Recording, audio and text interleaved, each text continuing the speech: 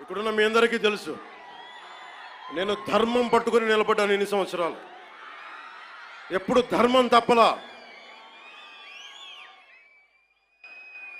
ఇదే సభలు చేసేటప్పుడు నమాజ్ వినిపిస్తే ఆపేసి నా గౌరవాన్ని ప్రకటించిన వాడిని. ఒకటి కాదు, రెండు కాదు, అనేక పర్యాయాలు.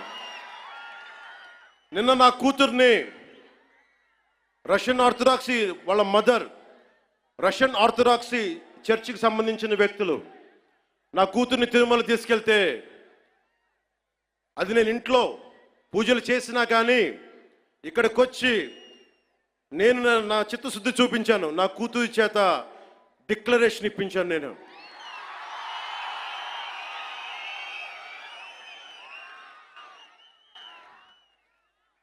అందరికీ చెప్తాం, నన్ను విమర్శించే వాళ్ళందరికీ చెప్తున్నా, ఏ రస్తా అయితే యుద్ధాలు చేస్తుందో, ఏ రస్తా అయితే యుద్ధాలు చేస్తుందో, గెలుస్తుందో ఓడుతుందో, కానీ ముందుకు పోతుందో, అదే నా రస్తా.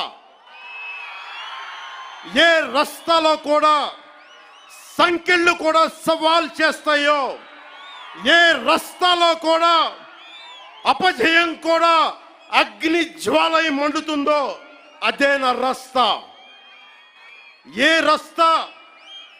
రస్తాలో మరణం కూడా మహాప్రబంధంగా ప్రతిధ్వనిస్తుందో, అదే నా రస్తా.